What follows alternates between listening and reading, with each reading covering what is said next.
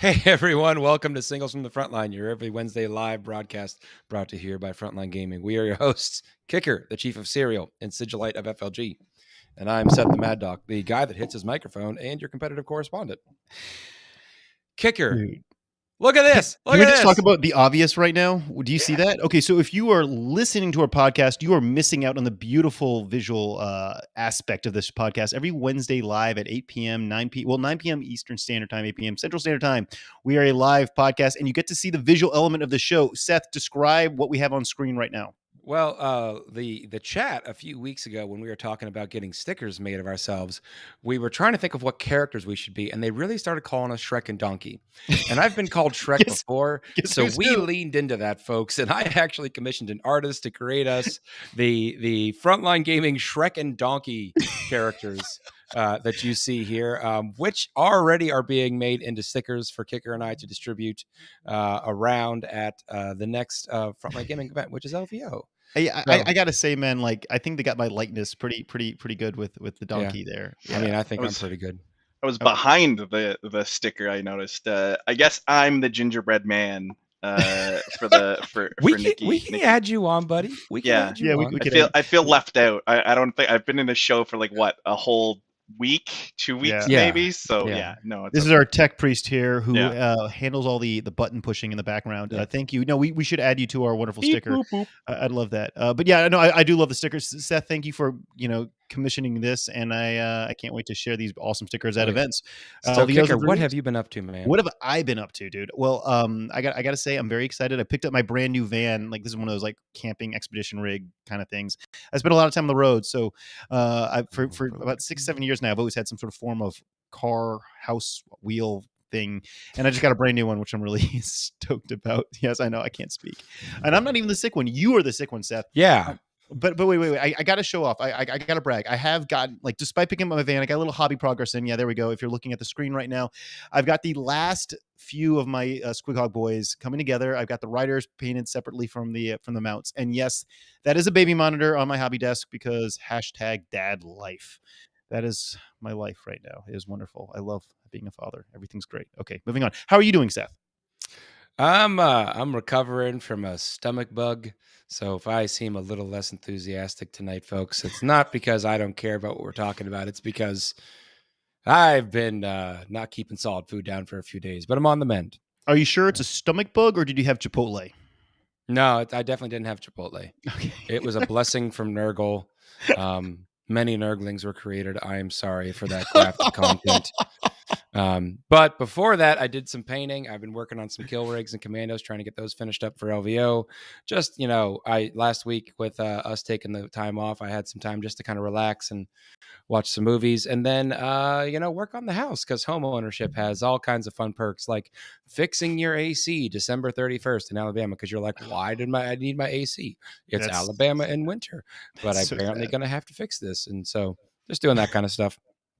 And now it's just trying to get back into the groove of life after the illness there. So, but do you have any more painting to do for LVO, or are you good to go? Yeah. Like, are you?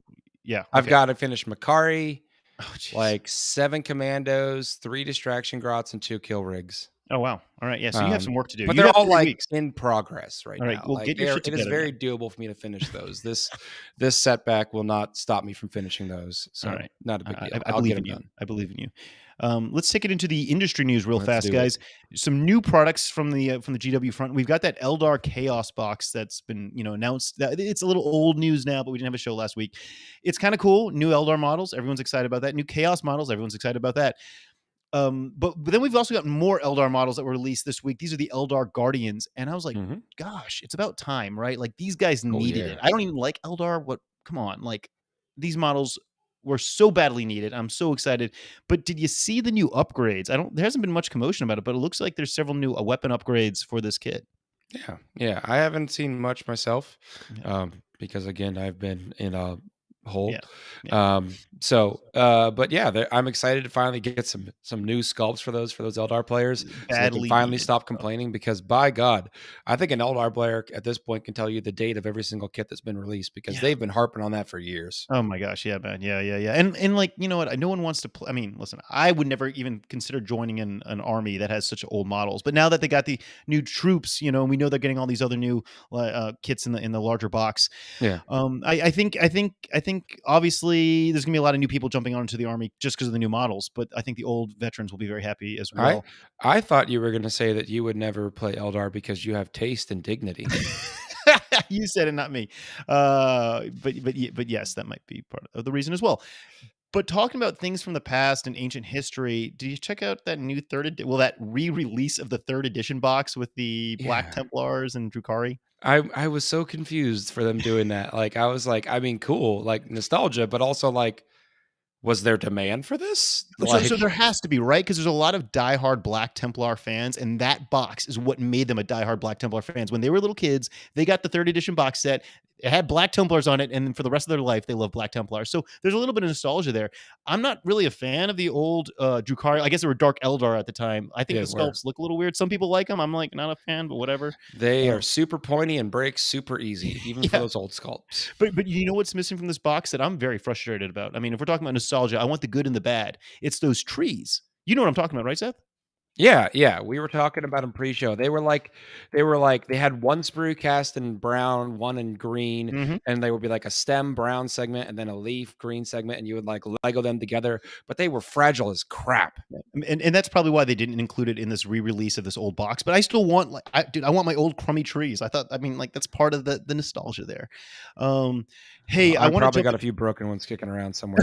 Right? You don't actually have old 3rd edition stuff, do you? Oh wow, that is you are a collector. That's I'm impressive. A hoarder is what you're meant to say. You are a I'm gonna go right, collector. Right. You know what I got recently? Let me show these up. Can we get the image on the screen? I got some really cool stuff that I have to brag about. Like, this is a clear objective marker. I don't know if you can see it on the screen. There we go. Boom. Guys, this is from a team, I think out of the UK, called Team Templar. They make these kick-ass objective markers that are legit, like, immersive objective markers. They're totally clear. They have these little, like, logos for, like, the center, I guess. They're slip resistant. They're anti-fingerprint. You know, but really what's important is that there's no distracting logos on them. And, like, Frontline Gaming, we make the logo filled objective markers for all of our events, and we think they look sexy as hell. But there's something to say about an objective marker that's completely immersive. I really like that. I'm somebody that, like, I kind of want to pretend like this is a real battle going on, and I don't want to have, things taking me out of the battlefield. So I'm really excited about this. So these are not just clear objective markers, though. They're, like, really well done. Check them out. Seth, I don't know if you can put the link in the chat, or if Mr. Quit asking me to do that. I don't have power. Okay, our tech priest will do it. I'm not, like, they're not paying me to say this. I just got this. I got this set, and I was just, like, blown away. I mean, like I said, Frontline Gaming makes objective markers, and I have to say that these ones from Temple are just the best I've seen when it comes to clear immersive objective markers. Oh yeah, they also have this weird little, like, I don't know if you can see this on camera. It's a sticky pad that you attach to the bottom of the ejector marker so that it doesn't move at all, and it's a reusable little sticky pad. I don't know. It's a pretty clever, innovative product that I think everyone should check out. Seth, are you about being immersed in the tabletop, or do you just, like, you don't care? You just want to play for you purely competitive? This is not a visual thing for you. I mean, I just like it as long as it's clear. So yeah. I'll play on these. I'll play on the logo ones. I just like having it clear, and I find that having you mean some clear? Form you mean of, as in clear with the markers, or not? Yeah, obvious where the 3-inch line is. All right. And so I mean, these would work great, particularly if you got, like, I do have a desert themed table at home. My orcs are desert based. I have desert based terrain, so, like, these would look great in that scenario. Totally. Yeah. But they also still make it very obvious when you're within that terrain range, which is really the best part for me. I mean, these are the most immersive way to still obviously define where a objective marker is, or the area or ranges. Anyway, go check them out, guys. Like I said, these are just a product that I picked up that I'm in love with, and the packaging was a little weak, but the product is top notch, and so that's all that really counts. I want to talk about LVO because we have a pile of stuff. Yeah, LVO is that LVO, right? That's a thing. Yeah, I think it's how far away are we from that? Yeah, right. LVO is at the end of this month, guys. Last weekend of January, and we have what? 23 days away. Yeah, I know, right? I am rushing to get everything ready. It's insane. I did have a really good few phone calls this week, and I got to talk to Monument Hobbies. They're going to be there in full force. They're going to have awesome stuff. Yes, if you're getting a 40K, high rollers package, you're going to get some really cool stuff from Monument Hobbies in that package there. Yeah, I know, right? Seth, do you have a high rollers? I do. Yeah, you do. Yeah, you do. Of course you do. All right. But Even if you are not a high roller, Monument Hobbies will have their booth there. And I don't know if you've seen their paint, Seth, but it's the Pro Acrylic paint. It's gorgeous. I'm putting my hand up. You can't really see it. Okay. It's kind of your robotic hand. Your tentacle up. Monument Hobbies. If I could just make one recommendation. Yeah. Their white is so good. So good. And dude, like that's a hard paint, right? Like if that really shows the quality of a brand. If they can knock their white pigmented paint out of the park, like that's proof right there, it's right? Amazing in airbrush. And not get it like all chalky and chunky. Yeah. Could we get an image of something they've painted? I think Wyatt Turk, our painter, friend. He's a Wyatt Turk of Jack of Clubs painted one of those Joy Toy action figures. Using there we go, boom, there we go. Look at that. Isn't that not gorgeous? That is 100% all Monument Hobbies Pro Acrylic paint, and it's just gorgeous. Let's just be honest, Seth. Like, come on, that's beautiful. Looks pretty dang good to me. Yeah, that's just beautiful. Yeah, so check them out. They will be an exhibitor at LVO, and they'll have the full line of paint there for you to buy. Yep. Let's keep on moving along to one of the big boys. I had a long call today, a very long call with the GW folks, and the phone call lasted a long time, and they kept on telling me all this awesome stuff that I really want to share. And I can't go into all the details, but I can say some stuff that I'm pretty proud about. Basically, GW, they're not allowing me to go everything, so I have to read my notes. Sorry, give me a second here. Okay, I know. If I leak something, they're going to kick my butt. Okay, here we go. I mean, I'd watch that. You're right. Yeah, I do not want to piss them off. Chat, okay, you want to watch like Mike Brandt just like roundhouse kicker? Yeah, please don't kick kicker. That's not cool. I mean, we'd have to make Mike Brandt dress up as like Patrick Swayze from like Roadhouse, though. Can we? Mike, can you make that happen? Yeah, buddy? No, please, come no, on, please, no. Just so GW is going to have their massive booth there. If you've been to LVO before, they have a massive booth, and of course they're going to have every single Forge World model you can imagine. I mean, with plenty of stock of it. So if you want to get Forge World and you're at LVO, like that's what you do. You go get your Forge World stuff. But they're having a lot of stuff that they're really trying hard to pull in. It's all about some shipping delays and stuff, but they're trying to make it happen. And I'm talking about stuff on like crazy licensed products that you just can't get anywhere else. Like they're gonna have shot glasses, tankards. I think there's like the giant ale glasses or whatever, right? Yeah, are they gonna have an orc one? Right. I'm sure they'll have an orc one. Make it happen, guys. I want they're an gonna orc have one. Bowls, like licensed GW bowls. Of course those. Oh my God, Kicker! Are they cereal bowls? Clearly, that is what I'm buying. I am buying a GW bowl so I can eat my cereal every morning. They're gonna have those plush Nurglings and a bunch of other plush stuff. Something I'm pretty stoked about those. They're gonna have that gorgeous the gorgeous numbered art that they have that is super popular. So they're gonna have a bunch of that as well, and those sexy enamel pins that are pretty hard to find. And I can't read my note if I'm supposed to say this or not, but I'm going to just say it anyway because it's the thing I'm most excited about. I think they're trying hard to source some inventory on those very popular action figures. So nice. Yeah. But okay, here's the thing that I got a pro tip for you guys too, right? Seth, you and I figured out this pro tip, and I can say this pro tip is in effect at LVO. They will have that week's new releases in massive quantities. So if we all know there's a bunch of stuff on the horizon, if that is going to be available to the public that weekend, if it's coming out that weekend, the GW booth will have it in crazy quantities and you can go get it. So, we know there's a lot of new stuff coming. Expect to be able to go. Yeah. So go hit that out. Now here's the really special thing that I can say that GW is give me 100% approval to say. Everything was unapproved is what I'm hearing. Everything else was maybe not so. They said like, I don't know if I'm going to be in deep crap tomorrow. Okay, so check this out, guys. If we lose them midstream, guys, it's because GW got them. They control the world. No, GW is coming with an LVO exclusive product. This is something you can only will only ever be able to get at the GW booth at LVO. This is a brand new deck of those secondaries for the 2022 GT missions. This will be extremely limited, and like I said, you can only get it at LVO. So those secondaries that we all know and love. Well, you'll be able to get a beautiful deck for the 2022 missions. Nice From an official GW product at the at their booth. Like I said, it's limited. They're only doing it here at LVO, and when it sells out, it sells out. So if you are in the area on Thursday, go to hit up their booth at 4 p.m. Is when we'll open up to the exhibitor hall. And of course, Friday, Saturday, and Sunday. But if you want those, limited run 2022 secondaries, go buy them then and there. And those cards are very handy. We got sets of those, the 2021 ones, when we were at the GW New Orleans event, and they are very handy for just like, okay, I'm going to select mine, I'm going to face down, and my opponent faces down his, and then we both reveal simultaneously, and it's always a nice little trick. And dude, I was surprised. I know that they're like GW is doing all sorts of special stuff for LVO. Like I said, this is other stuff I can't go into details about, but I didn't think they were going to do these secondaries only at LVO. I figured they'd roll these secondaries. When do the second Seth and Kicker themed models come out? Is that this year, or are we waiting for next year on that one? I would love that, man. I doubt that's ever going to happen. Hey, but we will both be, of course, Primaris lieutenants. Naturally. We just helmets on. That's all it is. Like they've already done that of us before. We had our helmets on though. Yep. Let's go into the nitty gritty though. A few rapid fire things regarding the LVO. Ready for this? Deep breath.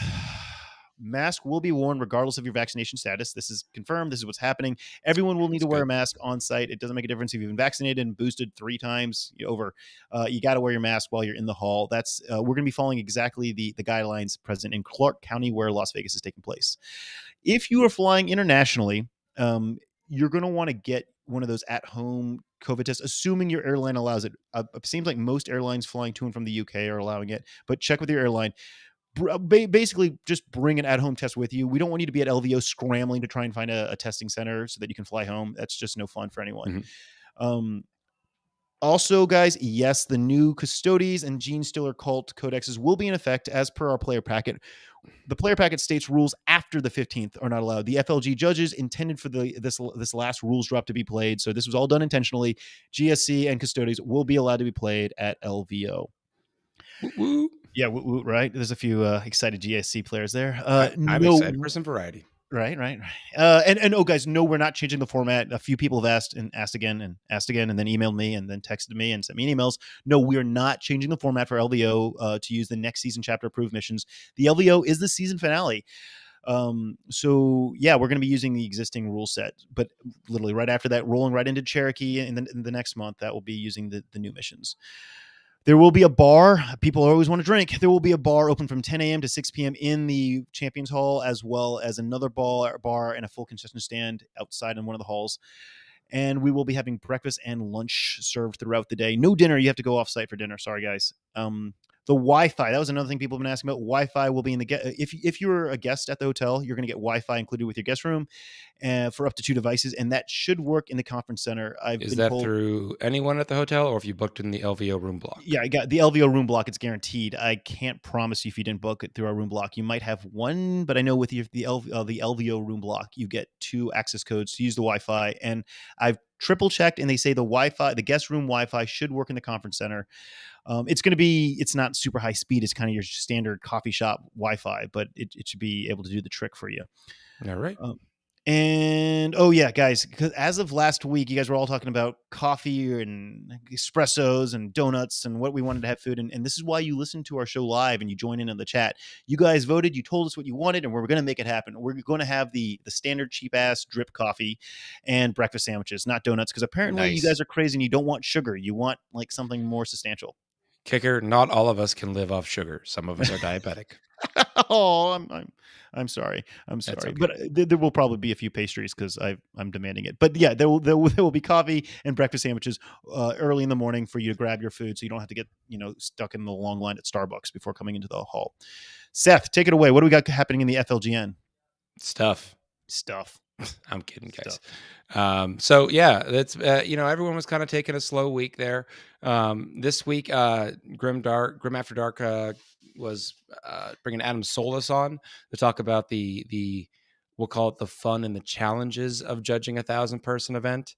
Because Adam Solis is one of our veteran Frontline Gaming staff judges. Yeah. So he was on there. And I mean the team's all back together. Everyone's back to running. So chapter tactics, us, Thursday show, everyone's firing again. So the whole cycle starts anew again this year, folks. So everyone just buckle up and get ready for it. Yeah. But let's spin back real quick. One question: is there going to be water available in the hall? Okay, yeah. So if you are an LVO veteran and you've been there, you know there will be water again this year. But as always, the water's likely going to run out. I mean, you have that many people, the staff there just can't keep those things full. Have So they considered a fire hose? Yeah, right. Just hook up a fire hose. So there will be water there. Kicker, wait a minute. This is a good idea. What we could do is we could have the fire hose that we could use to fill up water bottles, and then if you need to get a shower, we'll just turn the hose on you. I'm all for it because we do know how fragrant many 40K players are. So I think that'd be a great solution right there. But yeah, no, bring a water bottle. Just cover your butt. You know, make sure you've got water with you because hydration is important. And of course, there will be a bar open, but I don't think you want to be hydrating yourself off of hard liquor the entire time. I mean, some people will be, but people can. I don't know that everyone is ready for that weekend.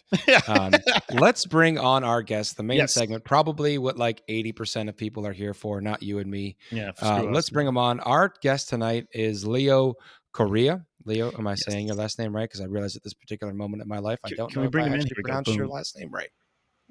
Correa, actually, but it's probably not the worst someone said. Correa. I've been working with you for over a year, and I have not gotten your last name right a single time. I am so sorry. It's all right. We just spend hours upon hours sitting next to each other at events. It's fine. Oh my gosh, I am so sorry. I only pop in and out. He sits next to you the whole time. I'm pretty sure we hold hands sometimes too, and I've just been, wow, I'm terrible. I apologize for being a terrible colleague. Well, anyway, Leo, for those of you that don't know, you've been working with FLG now for what, over a year? Just over a year. Just over a year. There last December. And Leo was part of the group that put together the player optimized terrain. He is the one that has written your player optimized terrain packet. And that's what we've brought Leo on for tonight, is to talk to you folks, to answer your burning questions about the terrain system so you know exactly what you're getting when you come to the LVO. So, Leo, are you ready to take us through how the terrain rules work for LVO? I am. And also, I just want to throw it out there that I know a lot of people are very apprehensive about player optimized terrain. And I have no problem sharing the credit for coming up with the idea, because when Reese and Frankie brought it up to me, I was originally 100% opposed to it. I was like, this is going to be an awful idea. This isn't going to work. So after going through it and working it out and with them and making sure that everything falls into place, it's not as scary or not as bad as it was back in the day, where a lot of veteran players might be opposed to the idea of it. Yeah. We had to change the name intentionally. We couldn't call it player place terrain because there's just too much of a negative stigma with that. Player optimized terrain has been getting great reviews from both veteran players and new players alike. And I can tell you that John Q loves him some pot. All right. It's definitely not an easy thing to look at and not be scared of if you're not used to it. It's a lot of words. Words scare us. I can't read. I don't know about you guys, but I just stare at the blank page. I'm like, I'll make something up. Noted. Do not play games against Leo and check his rules. I know my rules pretty well. Let's go through how the system works, and then let's get into some of the questions. So it starts the terrain rules kick in after you roll for attacker defender, right? Yes. So I'm just going to go down the line, if you guys don't mind, and read exactly what's in the mission packet, so that way I don't misquote something or paraphrase something poorly. So we'll start there. All right. So the first bullet is, we'll be using the following terrain maps for our 40K Champions events. We may adjust these maps, rotate in other maps, or add additional maps as we get closer to the event. Please use these images as examples. And as I'm digging through terrain and finalizing everything to make sure it's ready, I want to stress to everyone that there will be some variation to these images. There will be some additional maps. I'm going to do my best to get examples out for any additional ones, but just know that there will possibly be some variation to what you see, and keep that in mind. Also, Reese wanted me to go ahead and let everyone know that for a portion of the event, in the champions specifically, GW has been gracious enough to allow us to use some of their tables. So along with the ITC terrain and anything that we provided, the style of terrain that is used at GW events will also be used on some of those tables. Leo, what rule set will be used for the GW? Just so it's out in the open, what rule set will be used for the GW terrain at the 40K champs? Exactly what they use in their own packets. Okay. So it's just going to be the same exact thing. It'll give people the same taste of what happens at GW official events. We don't want to mess around with their terrain and confuse anyone that has been there. So the GW terrain will not be under the player optimized terrain, so you won't be placing that yourself. That's predetermined placement. Right, because their design is specific to work in that manner. So I don't want to change it in any way. You don't want to mess around with success. I mean, I've played both sets. I mean, GW's terrain with their rules works really well. Yeah, it does. Okay. Anyway, continuing. All right, moving on. Prior to each game, players will use a total of 10 minutes off the clock to settle pregame actions and adjust terrain. There's actually a really good video that was put out by Black Rabbit Gaming that shows that even with having a minor idea of how to do this, you can definitely get this all done within the first 10 minutes allotted to you. On average, they got things done in less than 5. So that gives you time to scream over each other while you're standing next to people in the hall, trying to talk to people, make sure everything is great with you and your opponent. So some people might think 10 minutes isn't a lot. I can assure you it's plenty of time. On the example images in the mission packet, there is keywords assigned to each piece of terrain. Note some terrain pieces that are less than 5 inches height will be using the obscuring keyword. This is done to make sure that players have adequate places to hide. As a lot of people know, our terrain is from a different era where height wasn't necessarily as important. Once GW pushed over into 9th edition and you needed a height requirement to effectively use different kinds of keywords, we're not quite there. So please understand that look for the keywords and look for the number assigned to the piece of terrain. It might be a little confusing, but it's there to help you try and have a good game experience, because no one likes being blown off the table. We want to give you places to hide. Exactly. Note, some terrain pieces will have the breachable keyword that do not have removable tops. If this is the case, place models on top of the terrain as close to the actual position as possible and inform your opponent which floor they're on. This kind of comes into a situation of being big players and being able to explain to your opponent, this is my intent. Yep. I know intent can be a little wonky for some people, but some of the terrain features will be able to open up and you can physically put them in. Some of them can't.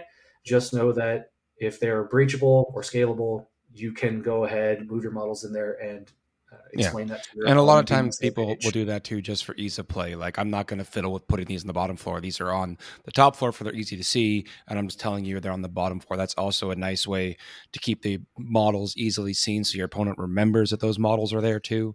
Exactly. Yeah. So I think that's a good idea, regardless of whether or not you can actually disassemble the terrain and put crap in it. Right. All right, so here's the part that I guess everyone is interested in. Terrain placement rules. Terrain is divided as shown in the images below, along with the center line of the deployment map rolled. Note, the line shown in the images is an example and will differ based on the map rolled, but is used to the example of how map would be divided in half for a hammer and anvil style deployment. So what that means is in the example pictures, you'll see a dotted line splitting down the table. This is splitting the table between your half of the terrain and your opponent's half of the terrain. So that's where the attacker defender role becomes a little bit more important, because you need to pick what half of your terrain or what half of the terrain you would like. So you take the things that look similar on your side. That's what you're responsible for.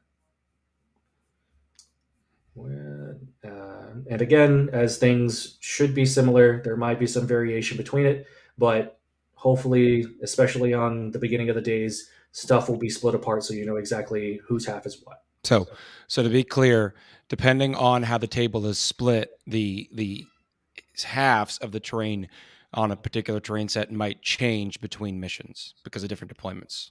Or do the terrain halves always remain the same and are just deployed in different positions? They're just deployed in different positions. Okay. So it's just showing, as a player, I am responsible for these pieces of terrain. Okay, so the images in the packet are showing this is player A set, player B set of terrain, and so you'll pick which set you want, and then you'll place that set in your half of the table, which is determined by deployment zone, not necessarily by the dividing line on that image. Correct. So this is the image is specific to hammer and anvil deployment, which Going to jump ahead a little bit, but there was a question of what to do in like the corner style deployments or the old school like Vanguard search and style destroy, deployments. Vanguard. search I and think destroy there's a few deployment. of those. Right. So those are a little bit confusing because your deployment zones are a little weird. The center line between deployment zones is that diagonal line, so corner to corner on the map. Okay. So hammer and anvil is straight down the center, and then vertically, and then hammer and anvil, or I'm sorry, Dawn of War would be the other direction. What about like one of the table quarter style deployments, like search and destroy? Would it be that diagonal line corner to corner then? Right, that would still be the corner to corner split. Okay, all right, cool. So, boom. Questions. So I know I jumped answered. ahead into some of the questions, but I felt like that was a good time. It was a good yeah. time to hit it. So, and then Richard is zooming in over your face. We're getting a very close look. And guys in the chat, definitely ask your questions, and we're going to get to them throughout this episode. Yep. All right. So if you guys, I'm also trying to keep an eye on chat. So if you do have questions for Leo as we're going through this, throw them in there. But we're going to keep rolling. The next bullet point is the defender chooses their table side and players separate the terrain as shown in the images, kind of like I just explained. Mm-hmm. Note this is deviation from the normal order of operations. Starting with the defender, players alternate placing one piece of terrain from their half of the terrain in their table half at a time until all terrain has been placed. All terrain must be placed. Yeah, and that's a big one because there was some confusion early on when this system was adopted, and some folks, when they couldn't get a piece to fit, were choosing to not place terrain on the table, which is not okay. You will, I have been told by the judges, you will get carded for doing that if they catch you. Yes. So if during the process you figure out you can't effectively fit the terrain, do not go ahead and shove it under the table. Don't put it anywhere else. Like everything must be placed. I promise you it can all fit there. It might be a little tight. If they did have a situation where they felt they couldn't place it, what should they do? You could always contact a judge. Yep. You could always work it out with your opponent of, hey, I've obviously messed this up a bit. Is it okay if I nudge things a little bit one way or the other? And that is between you guys to be accommodating players and opponents. Yep. But if you're really at an impasse, you can always call the judge team. They're happy to help. And we've got more judges this year than ever before. So, yep. And Kicker personally will come over and adjust your terrain if you bought a super secret high roller package. Yes. And it will bring you cereal. And he'll bring you cereal. I didn't even get one of those tickets, folks. I should buy a ticket just for this. Yeah. Right. Okay. And also, this puts a bit of emphasis on the attacker-defender role. A lot of times people have said that it just doesn't mean anything. Now this means you can pick more advantageous terrain. Like, the terrain's fairly balanced between what each player gets, but it allows you to, like, okay, I really want that piece versus that piece. And it allows you to have first chance of putting it down. Yeah. And that completely dictates what your opponent might start wanting to do. And it engages the small game of cat and mouse. Because getting back to the terrain placement, terrain must be 4 inches away from all other terrain pieces and the board edge. Is that correct? That is correct. Anything marked in these images with an asterisk, they need to be 6 inches away from anything else with an asterisk. Yep. And those are generally, as a rule of thumb, I think, and correct me if I'm wrong here, Leo, but those are usually your large obscuring ruins. Yeah. Right. Yeah. So that, I think this is another good point for us to kind of deviate from your rundown and go back to the listener questions. Can terrain be deployed on the halfway line on the board, or is it classed as a table edge? So, like, how close can I get my terrain to the edge of my half of the table? Because that would influence where my opponent can put his terrain on his half. Right, that does influence it, and that's also part of the game. Oh. So you can put it directly with the image that has been brought up. If you wanted to take the L-shaped terrain and you wanted to put it directly on that line, don't put it past that half line. You could put it there, and you can influence where your opponent puts it. Wow, that is! I didn't even know that. I like that. So it can't be passing the line, but it can be right up against it. It could be right up against it, and it could force your opponent to just stay 4 inches to 6 inches, depending what they want to place in that particular part of the table. That could force them off the center line. Cool. Yep. Yeah. And so I guess that we got a little. I don't know if the people at home heard, but Admech Richard came in.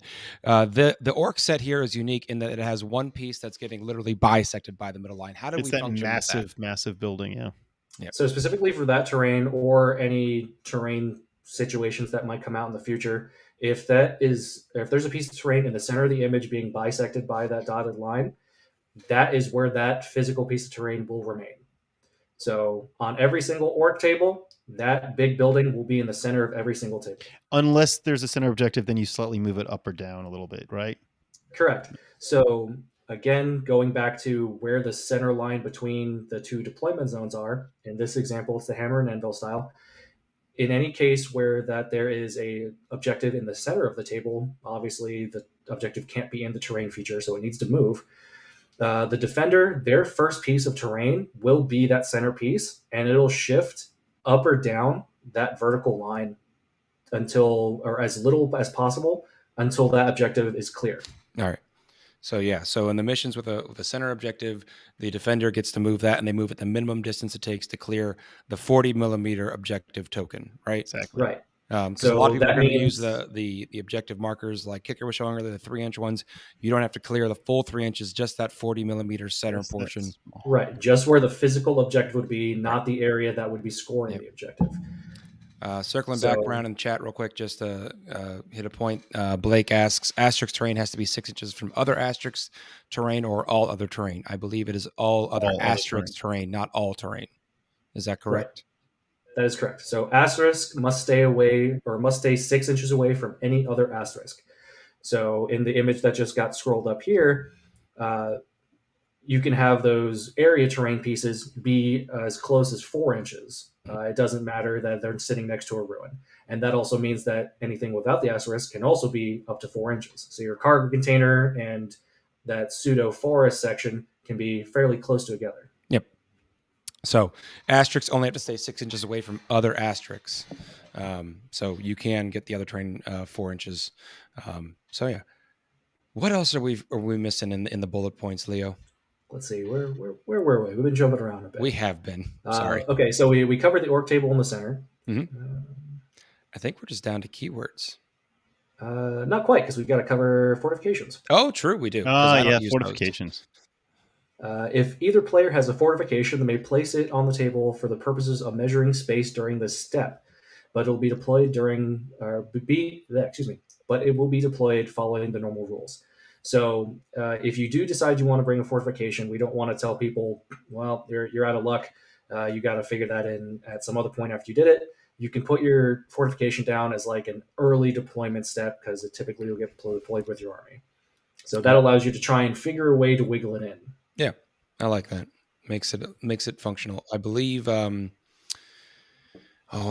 it John Lennon did that with Sisters? He really there was like a sanctum at Lone Star. The Lone Star. Yeah. Yep. So it makes terrain pieces that are very strong, but maybe not playable in a lot of other scenarios. Playable in these scenarios. So that's right. I like that. And again, it still might be very difficult to fit on the table because you have to place everything still, but it still gives you the option to try and put it down. Yeah, and exactly. if you're bringing it, you're already working with the gamble of getting on the table anyways. Yep. And now keywords? Almost. The last 2 points, so we'll lead it there, Seth. 2 points is something that people were asking about of making sure models can move across the table. I actually updated this about 2 hours ago. Is in the instance one or more players has a model that has a footprint more than 6 inches in diameter in the narrowest measurement, such as the brass scorpion, adjust terrain is needed to allow the model to traverse the board. When placing terrain, if it is found a model cannot fit through a 4-inch gap and it cannot legally move up and over the terrain using its full movement, then move the terrain the minimum distance necessary to allow the model to fit through. Note, full movement means a model's furthest movement tier without advancing. Call a judge for any assistance. All right. So I like that. It clarifies how, because a lot of people are going to try to use this terrain system to block movement lanes for some of the larger models out there. So I think that's very, very good to have that clear. Now, from playing here at home with my orc set, a lot of the terrain for the Frontline gaming system has an MDF base that is larger than the actual structure itself. So would can a vehicle go over the top of that base and but not actually into the building? Yes. Yeah. So just like normal, Yep. the vertical distance or the vertical walls is going to be what's going to restrict your movement. Yep. So if there is an area terrain piece that kind of like stretches out, or like on the orc L's, you can move over the flat portion and not get stopped, and that's perfectly fine. Yep. So that makes it so a lot of models can still move around the board. So hopefully it shouldn't be too much of a bummer for the people that are bringing the big models, like someone playing kill rigs. 3 kill rigs. And we just want to make sure that like people are coming to the LVO and to FLG events to have fun and play with their toys. We don't want them to feel discouraged from playing a certain way or doing what they want to do. So have fun, play with your stuff. And with the player optimized terrain, you can still try and dictate where people are moving their models, but we don't want them to get walled in on their half of the table or get walled in a certain way. But as a player, you have to think about, oh, I'm going to play against knights. I want to force them this direction, maybe buy some time to do something. But we don't want you to just be like, nah, pound sand, you're over there forever. Yep. All right. Yeah, that was one bullet point. You told me there was 2. All right. The second bullet point is something I didn't think I needed to address, but after going to the New Orleans Open, I definitely needed to address. Layouts that have multiple cargo containers assigned to a player's half of their terrain are permitted to stack the cargo containers on top of one another or use them to cover separate areas of the table, following the placement guidelines above. Cargo containers cannot be placed vertically and must have their longest sides parallel to the tabletop. So guys, we all know what the cargo container is, and some players have been very crafty and have been putting them vertically, like chimneys, I guess. And so, Leo, you're saying that is allowed? That is not allowed. Okay. The opposite of what he's saying. The opposite of what you're saying. The long edge has to be on the table, not the narrow side. So I applaud everyone that thought of that and used it, because I wasn't going to be like, oh, no, you can't do that mid-event. But no, the intent is definitely to have them flat on the table. Let me circle back before we get to keywords, even though I really want to get to keywords. Aesthetic Deluxe says that the 4 inches is too narrow for knight bases because knights are 4.5 inches. Like we were talking about aesthetic, a lot of these area terrain pieces, you measure from the edge of the MDF base, but you can actually put your model up on that base as you move over. So the gaps end up being a little bit wider between the walls of ruins than that 4 inches, and you're able to traverse through there. Seth, you're absolutely right. A lot of those buildings, a lot of the Frontline Gaming ITC terrain sets have that MDF terrain, and that gives you another 1 inch to 2 inches around the edge. So yeah, your knight should be able to fit. Remember John, the head judge for LVO, he is a diehard knight player. So I've been playing with kill rigs on this terrain for the last couple of weeks, and they're the same size as a knight base. So I can tell you that you can make it where you can get around the table. I wouldn't say easily. There's certainly going to be, you got to drive around a building, so your opponent can definitely slow you down, but they can't block you off entirely. So you can definitely get those models around.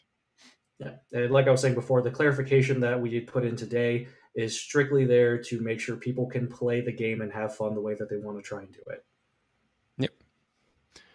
All right. So that keyword, Seth, we're there. Keywords. There we go. Let's get it out of the way. Do it.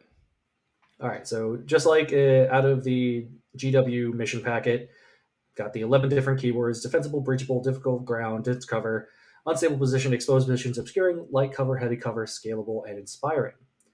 So on every single one of the example images, there is a section that is annotating if it's area terrain, an obstacle, whatever style of terrain it's supposed to be, and the corresponding keywords that I just went over with a key in the mission packet saying what numbers are attributed to that piece of terrain.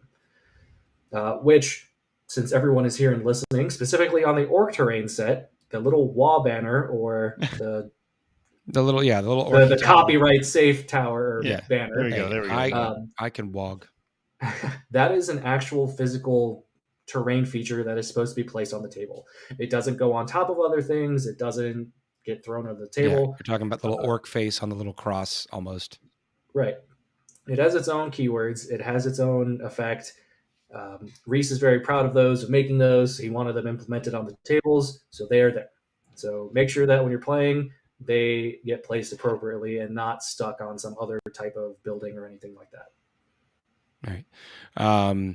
All right. I think, and the important point, I wanted to stress with keywords, which is why I was hammering on keywords so much.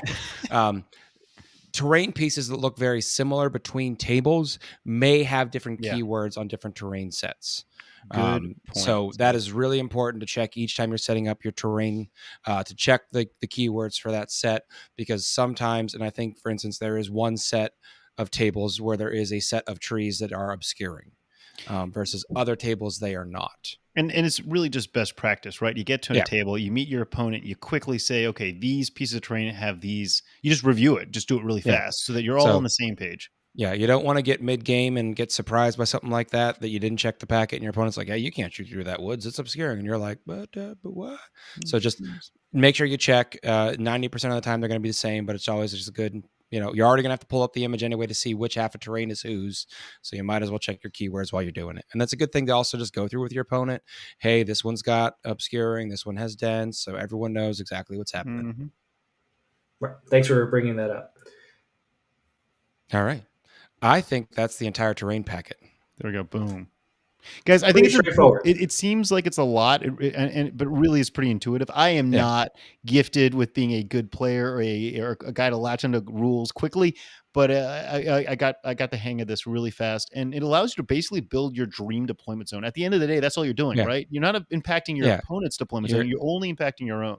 Yeah, and there's definitely, I know, some people don't like the mini game of terrain placement, trying to outplace each other. It's really not. I look at it. I try to be a competitive player, folks, but I'm not the best out there.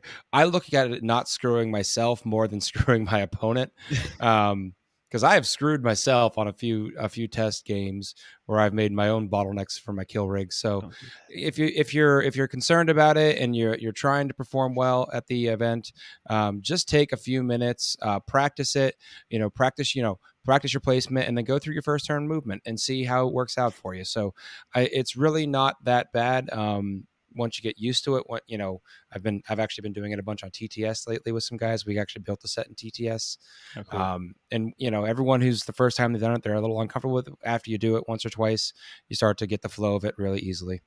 And if you do want that last minute, practice or rehearsal, if you want to call it that, there's still a few tickets left for the Vanguard Tactics Workshop, which is the Thursday before. And they're playing on the 40K Champs tables, using the 40K Champs terrain, kind of just doing drills, basically. You got Stephen Box of Vanguard Tactics just doing simple drills, and of course going over some bigger picture tactics. But one of the things they will hone on is player optimized terrain and how to kind of leverage that to your advantage. Yep.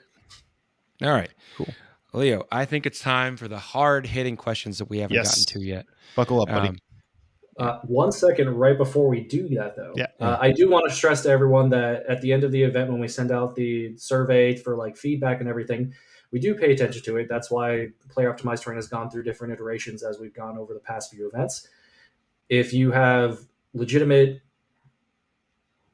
concerns or suggestions, make sure you put it in there so that way we can go ahead and adjust it, because these events are for you guys. We want you to have fun. We want you to come to our events and know exactly what you're getting into and have that fun that you're spending your weekend doing. Yep. I mean, the obvious example in all of this is I think early on in the terrain system, heavy cover was pretty widely used. Mm-hmm. There was some concern expressed in the post-event surveys, and you ended up removing a lot of that keyword, right? Yeah. Right. And then even after the Las Vegas team tournament, that was its own special style of keywords on everything specifically to fit the team format.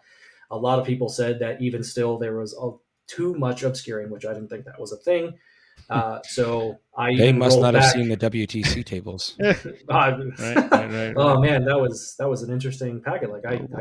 That's a lot of information going on there. Yeah. But that's how we got to this point, though, right, guys? Because of the survey is how this current iteration of the player optimized terrain came from. This is from 4 or 5 events over the year that from players telling us this is what they want. So of course, after LVO, we'll have that much more feedback to adjust it moving into the 2022 season. But yeah, Leo, that's a great point. Please fill out that survey at the end of the event so that we can keep on making it better. Yep. All right. I'm ready for these questions. All right. So can infantry, swarms, and beasts enter ruins with completely blocked line of sight to the interior? Ooh. So based on the keywords, they can move wherever they want. As long as they have the breachable scalable, they can go ahead and move in there. All right. Now, not a lot of our terrain features are completely enclosed, so it shouldn't come up as often as you might think. Yep. But by the rules created by Games Workshop, they will be allowed. Because remember, a lot of folks this is like I'm going to trigger someone right now. PTSD, people are man. worried about magic boxes coming back. But remember that magic boxes were also part of the edition where the first floor was always considered line of sight blocking, which is not the case anymore in 9th edition. So a lot of the terrain features are able to be seen into them. You might have to move to get an angle, but a lot of the terrain features do have windows into those first floors to see into areas where you could be hiding some models. So you're not completely obscured in many cases. Right. And also, as a player myself, I have to say that these are things you have to account for no matter what event you go to, depending on what terrain they have. So it's part of list construction to be able to deal with those kind of things where people might be stuck in somewhere and you got to dig them out. Yep. The next question, because I think we did cover, I kind of spun into the next one, which was, will the bottom portion of the terrain be considered line of sight blocking or true line of sight? It's true line of sight. And I think we've the confusion gets there because of the GW, right? Using the acrylic bases that does block line of sight. With the FLG terrain, the base is, like you said, it's true line of sight. So the base is not blocking line of sight at all. Well, unless the base has the obscuring keyword, correct? Right. Less the base has the obscuring keyword. So the base itself will block line of sight. I think what you're referencing, Kicker, is the Games Workshop terrain has that front wall that they tried to plasticard over all the holes. Yeah. But sometimes those would fall off in the event, and they just wanted to be clear up front that those were meant to be blocked all the time.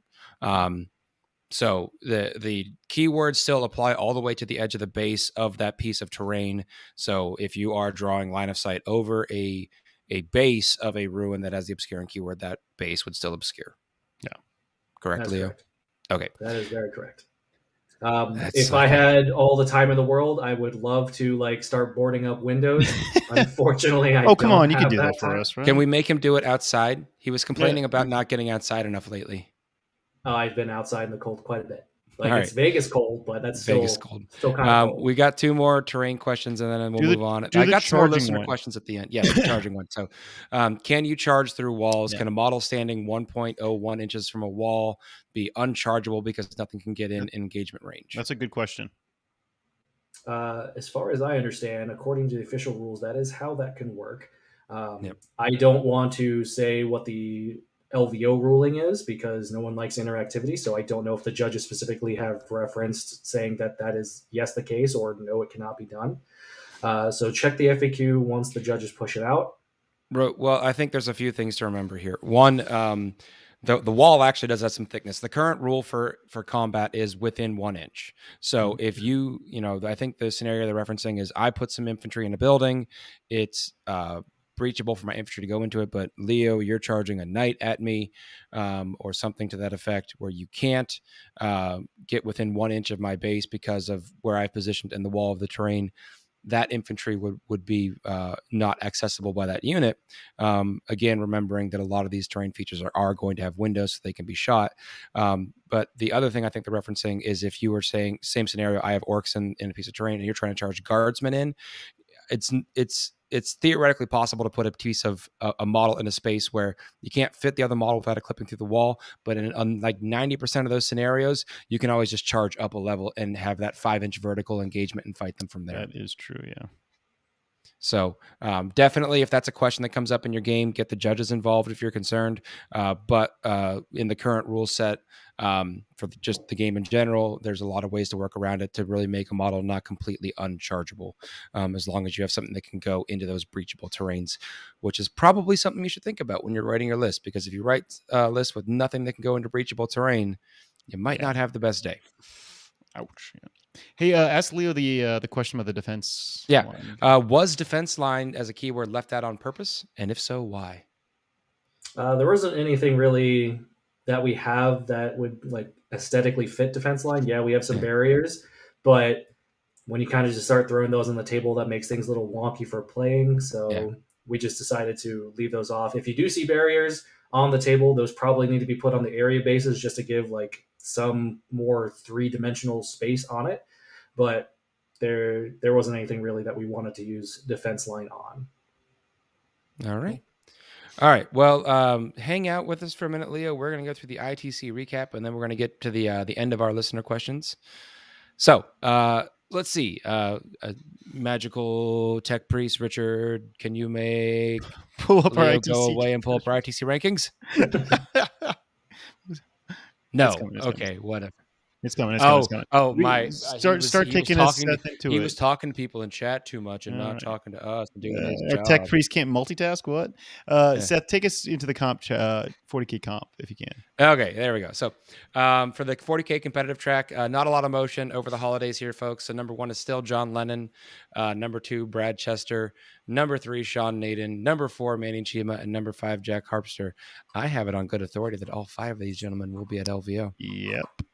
Moving on to the hobby track, we got number 1, JT Steiger. Number 2, Lee Harris. Number 3, Scott Boucher. Number 4, Jacob Thayer, which I have heard is not going to be at LVO, making me sad for a fellow orc player not making it.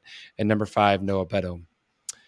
Going down to AOS competitive, we've got number 1, Gavin Greigar. Number 2, Caleb Walters. Number 3, William Saltz. Number 4, Anthony Trentinelli. And number 5, Yuri Shinavana. I can't say that well. Sorry, Yuri. You did it better than me, man. Jeez. And then AOS hobby track, wrapping it up with number 1, Derek Page. Number 2, Nick Garcia. Number 3, Ian Wood. Number 4, Christopher Hernandez. And number 5, No Aquino. And there we have it. The ITC recap. Moving back down to our listener questions. We got some LVO questions, Kicker. Oh, yeah. Michael from Houston asks, will the hall be open for gaming on Thursday of LVO? Okay, guys. So we will be setting up Thursday. The hall will not be open to the public till 4 p.m. So hopefully everything will be set up at that point. At 4 p.m. early, you can go register, check in, do all that, get your swag. That will happen at 4 p.m. The exhibitor hall should be open at 4 p.m., but the gaming hall, the 40K Champs hall, will still be getting set up, and the tables that will be available at that time will only be allowed for the Vanguard Tactics workshop class. So there will not be open playing. Don't count on there being open playing. Sorry, guys. But I can't explain everything, but you'll want to stick around Thursday because there'll probably be some other stuff to do. That something fun and exciting, Kicker. Something fun and exciting. Yes, unfortunately, not open play. I think Leo and Kicker are going to lead us in a Broadway rendition of Cats. Is that correct? I mean, yes. It's going to be Cats. Yes, that's what we're doing. But yeah. So sadly, do not count on 40 on open play. And most likely the actual gaming halls will be closed to the public. All right. We have another live question that came in because Chad, I was watching your questions. Thanks. Dear cast members, in regards to table terrain, but first, how does Seth keep his wolf beard so trimmed and proper? I have a very cheap electric trimmer that I every once in a while just clean the baby up with, and then I do a nice razor for everything else. But Leo, what do you do about your look at Leo's beast of a beard here, rugged beard. Well, when I'm not trying to hide my double chin that's coming in, I typically also use an electric razor and trim it up. Obviously, I've been letting it go a little wild on the cheeks here, but it'll be cleaned up. It'll look nice for everyone to know. The next question is, let's say I'm playing against a nasty orc player such as Seth. He takes a deep breath and is about to call his wog. Should I steal his thunder and yell wog, or does my army wog? I sort of love that. I kind of love stealing the orc thunder. Like, I think that's like an interception there. I love it. Just do it. Yes, do that. Yeah, that's a pretty big power move. I'm gonna call out the LVO attendees right now. I was disappointed in the New Orleans FLG attendees. I led a few wogs, but no one else seemed to lead their own wogs. I need more orc players wogging. It's that communal wog that's going to get us all that energy we need to make it into the shadow round and then into the finals. It is interesting though, right? Like some events, it's really a thing. Like just that's just the way it is at that event. So I don't know. Maybe we should take some bets. I mean, what does chat think? Is LVO going to be a wall-friendly environment or not? Yeah. Oh, here comes our tech priest. What's the tech priest thing? Run some data. Has an orc player ever won ITC? I'm just asking for a friend. There was a guy that used orc models that won. It sounds like a This is no, true. Seth. Does I'm that just count? saying. I think No, that Oh, should count. it does not. Well, that's count. because think, we're not wogging hard enough. that Do you hear must that, be. everyone? It We are must not be. wogging hard enough. I think We in have recent some history, concerns it's about some of been- our hungover attendees. I'm sorry. We have to take what advantages we can get with the Orc Codex. Oh, but boo Leo, hoo. Leo, have you seen any orcs even like? Come on, there've been some close calls for orcs making it. I was pretty sure that Jeff Poole Yeah. made it to the top 8 last year Yeah. with Orcs. Yeah, Yeah. and Not last year. Wasn't there an Year Orc in the before. finals Last LBO. at New Orleans? Right? Wasn't there an Orc in the finals? Mark Perry in New Orleans was Yeah, top 8. the barefooted Orc himself. Yeah, there we Wow, go. this could be your year. It could, yeah, Yeah. it's my year. That's right. Next question. This is a good one. Is it true Stephen Box will be arm wrestling Reese as part of the coaching session? Yeah, I'm pretty sure that's part of the schedule. I think it happens Oh. after the first intermission, the first little like lunch. I think we need to get him on stage. We can get him oiled up in like a whole hype video. What do you guys Put it on think? stream. Just We duke should it put out. that on stream for sure. Yeah, right. Yeah, this also requires Venmoing me personally $5, so I can try and like grease the wheels to really make it happen. And There we then go. literally grease Reese. Oh, right. Oh yeah. I'm sure Reese would be totally cool with it. I mean, it'd be fun. You know? They're both all about fitness. I mean, Yeah, there we come go. on, we can make this happen. We can make this happen. We can make this All happen. right, that's all the live questions I had from chat. Chat, if you got any more, throw them in for the evening. But do you boys have any final thoughts before we send this bad boy to bed? Leo, quick. Why don't you just tell people like how many boxes of terrain have you been manhandling this past week? I know that you're basically because people. I didn't really think we really introduced you. You are the terrain guy. Like that is your main focus all this month is just terrain. You're talking about like hundreds of boxes every day, just dealing with it, right?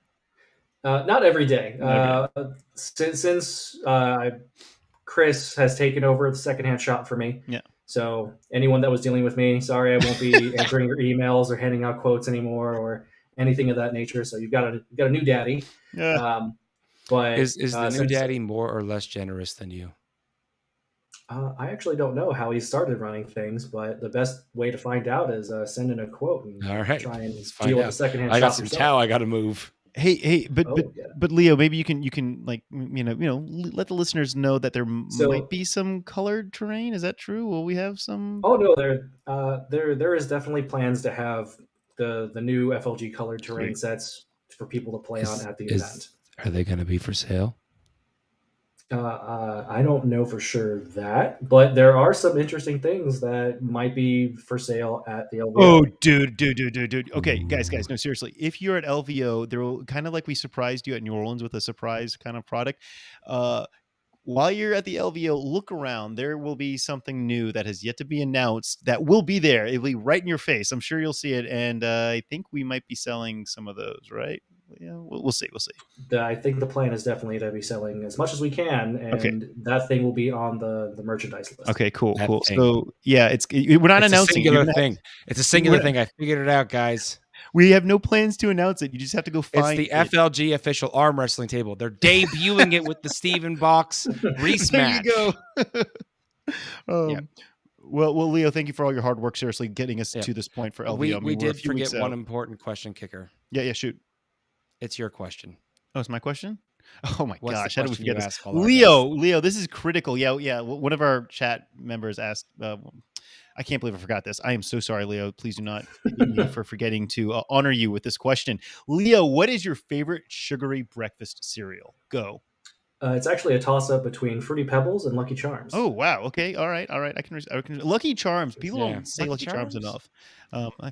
Okay. True story. I just bought a bag of Lucky Charm only marshmallows. Like that's a thing. Like I got it at Walmart. It's Well, glorious. that's too much. You need to have the grain Some in there sort of somewhere to fiber. At least not feel, You need some feel fiber. entirely guilty about it all. Something. Kicker puts so much other crap in his cereal that it'll be fine. Yeah. It's totally fine. It's totally fine. Well, I've been there when he makes his breakfast in the morning. It's very interesting. Yeah, it's a sight. Yes, It looks almost like a parfait of cereal. Exactly. Yeah, there we go. All right. I think there's one question that came in from chat from Upgun Burst Cannons about what percentage of the tables will have area terrain. I think you just got to go check your packet and check your keywords there. But most pieces, I can't even remember what number it is. Yeah, most of the tables will have some section of area terrain. Yeah. I think the orc table will not. Yeah. Yeah. But Most of them will have at least one area terrain for each player. Yep. And then our beautiful AdMech producer in the background just dropped the link for the player packet, but check that. But you'll see, and so the number of pieces will vary by table, so you can check that out there. Hey, this is important. Just so people know, generally tables will have between 9 to 12 pieces of terrain. Mm-hmm. So each person will be able to manipulate 4 to 5 pieces themselves. Or not an obscene number like a certain packet that came out today that I had to sit there and count and was like, is that 20 pieces on a piece of table? I believe it's 16, and I've never played on their table before, but if that's what the community is rolling with, and that's awesome. I don't want to deal with that much. One last thing, I just got a text. That's like an extra tub per table for you. Well, I just got a text message from one of our guys. The Frontline Gaming judges have asked us kindly that players, if they have questions, should go through the form. There is a form. The link's on the packet. Yep. So if you have questions regarding your army list, your models, questions about the game in general, just don't email them, submit that form, because that will be publicly viewable. The response is publicly viewable and blah, blah, blah, blah, blah. So just please, guys, use that form. Use the form, because there were a few people that I tried to get back with that may have submitted their rules questions through our link for the show tonight, which is not what we're here for. You don't want me answering a rules question. You want the rules guys over at the judge team answering that. Not we can make up something, but yeah. I mean, we could. The answer is whatever helps orcs the most. And on that note, guys, Leo, thank you so much for coming on the air today, and thank you seriously for literally months of work of getting the terrain ready. I know that there's still a few more weeks left for you to build stuff, but we're getting there, man. We're getting there. We're so close. Yeah. Thanks for having me back on Signals, guys. Everyone, give Leo a good hearty clap on the shoulder when you see him, because boy howdy, he's done a lot to make this event run. So I'm anxious to see you, buddy. I'm anxious to see you, Kicker. But I am tired, guys. So I think it's time to wrap this one up. Thank you so much for joining us. We hope you enjoyed this episode of Signals from the Front. Have a great week, and we will see you next Wednesday. Good night, guys.